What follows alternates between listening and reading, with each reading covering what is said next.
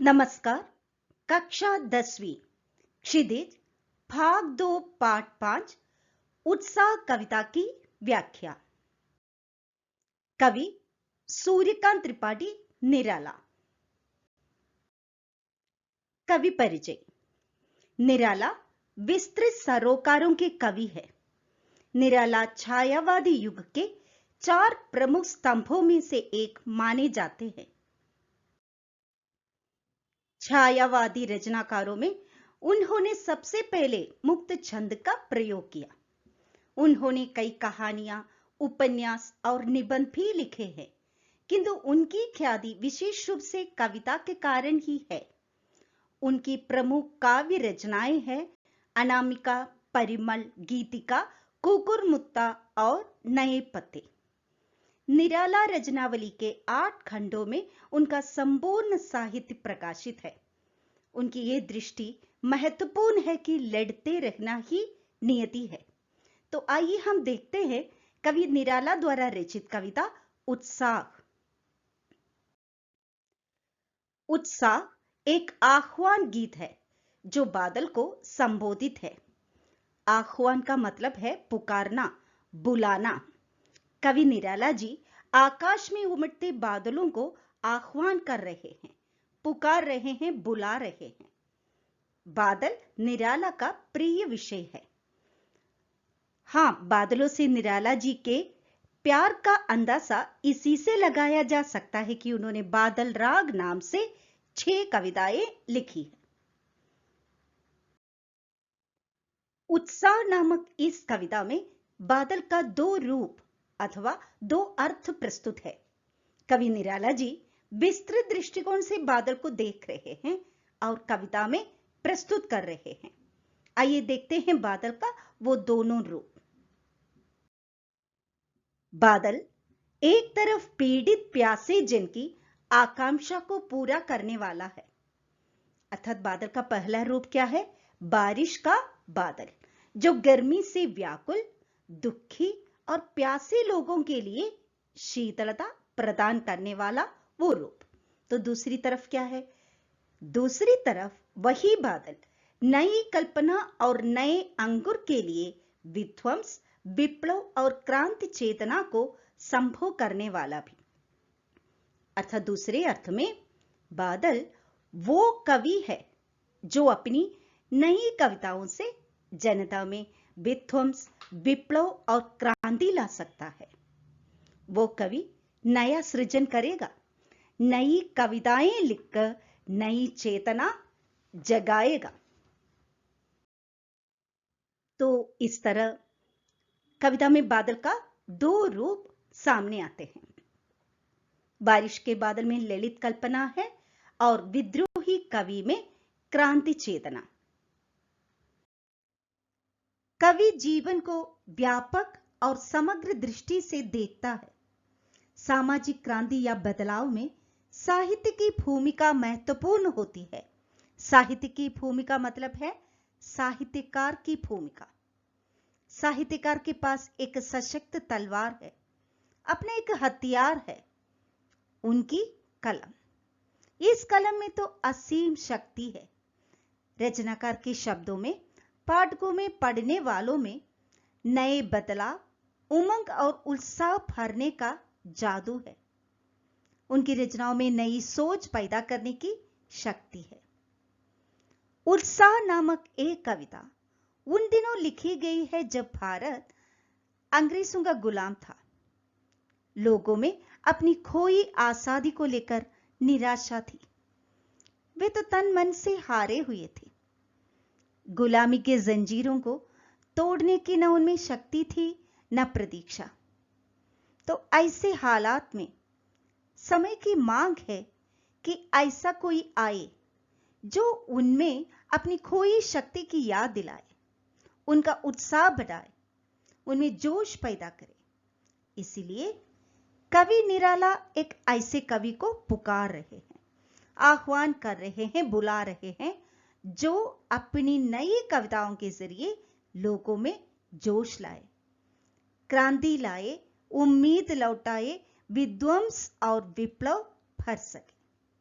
आगे देखिए, निराला इसे नवजीवन और नूतन कविता के संदर्भों में देखते हैं।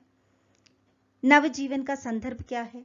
नवजीवन का संबंध उस बादल से है जो बारिश से धरती में, खेतों में, पेड़ पौधों में, प्यासे लोगों में नवजीवन लाता है।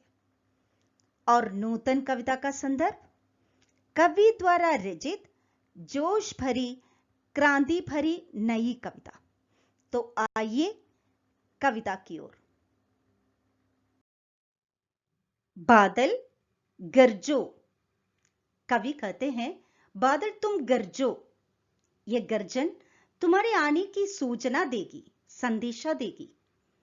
तुम्हें अब फुहार या बरसना नहीं है, बल्कि तुम्हें क्या करना है?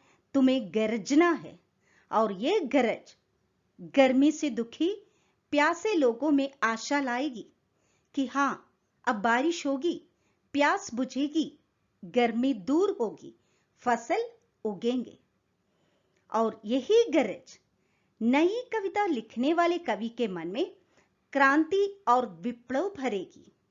उनके अंदर उम्मीद जग जाएगी कि अब भी समय है, देरी नहीं हुई है, हम बदलाव ला सकेंगे। हे बादल, तुम क्रांति या बदलाव का प्रतीक हो। बदलाव के लिए तीव्र प्रहार की जरूरत है और तुम्हारी गर्जन में यह शक्ति है। इसीलिए हे बादल, तुम फुहार या बरसने के बजाय गरजो।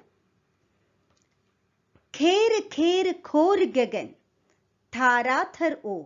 शब्दार्थ गगन आसमान आकाश, थाराथर माने धारा को धारण करने वाला यानी बादल। कवि बादल से कह रहे हैं कि हे बादल, तुम पूरे आसमान को घेर लो, सब कहीं छा जाओ। कहीं भी कोई भी तुम्हारे प्रभाव से अछूता नहीं रहना है। इसलिए तुम पूरे आसमान में फैल जाओ। यहां खेर खेर खोर गगन में नाद सौंदर्य है। नाद सौंदर्य माने शब्दों के प्रयोग से प्रभाव, ध्वन्यात्मक प्रभाव लाने की कोशिश है। आगे देखते हैं। ललित ललित काले घुंघराले। शब्दार्थ ललित माने सुंदर कोमल, घुंघराले घुंघराले बाल कहते हैं कर्ली। यहां पर बादल का रूप चित्रण है। बादल कैसे दिख रहे हैं? देखो, ललित ललित है, सुंदर है, काले हैं और घुंघराले हैं। अगली पंक्ति, बाल कल्पना कैसे पाले। कवि निराला जी कहते हैं, ये काले घुंघराले सुंदर बादल बादल बाल कल्पना जैसे हैं।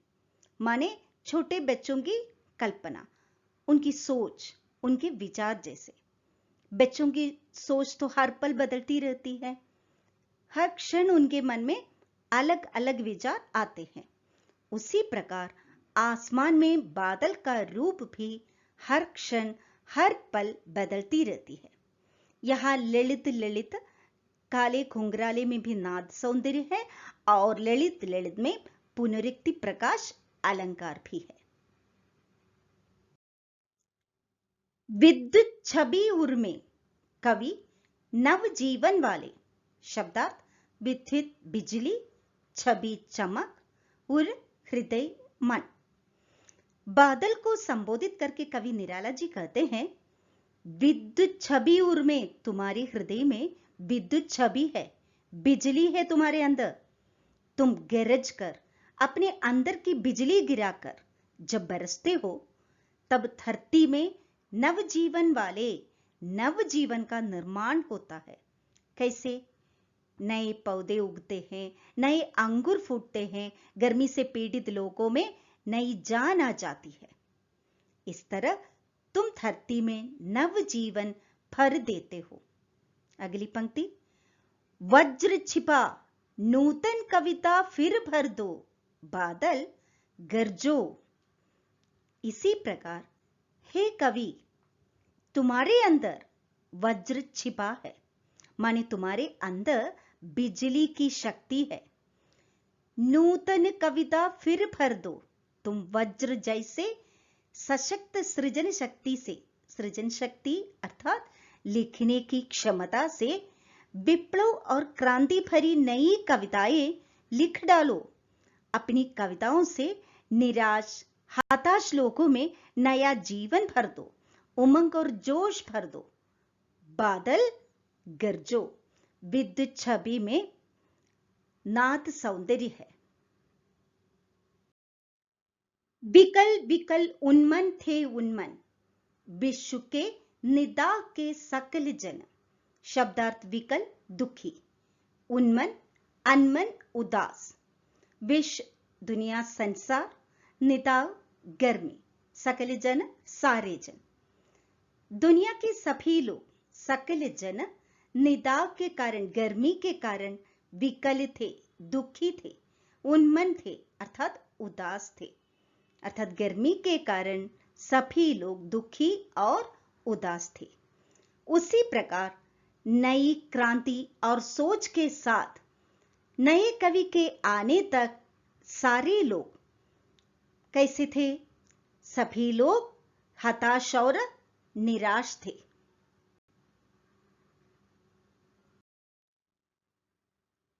आए अज्ञात दिशा से आनंद के खन, तप्त थरा जल से फिर शीतल कर दो। बादल गरजो, शब्दार्थ अज्ञात अननोन अनजान, दिशा दिक डायरेक्शन, आनंद आसमान, थरा धरती भूमि। निराला जी कहते हैं, बादल तुम अज्ञात दिशा से आकर इस आसमान में छाए हो। तुम किस ओर से आए हो, किस दिशा से आए हो, किसी को नहीं पता। तप्त थरा, यह धरती गर्मी से तप रही है।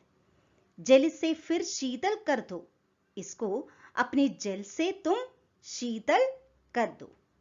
कवि निराला नए कवि से ये उम्मीद करते हैं कि वे दिशाहीन, हतोत्साहित अर्थात उत्साह रहित, उदास, दुखी जनता को ओज भरी कविताओं से फिर से जागृत करे, उनमें जोश भरे।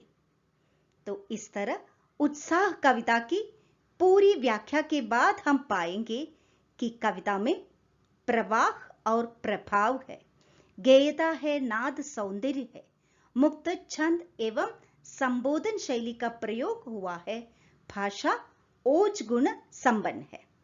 आशा है कविता आपको समझ में आई होगी। तो फिर मिलते हैं। मैं डॉक्टर सिया बीना। धन्यवाद।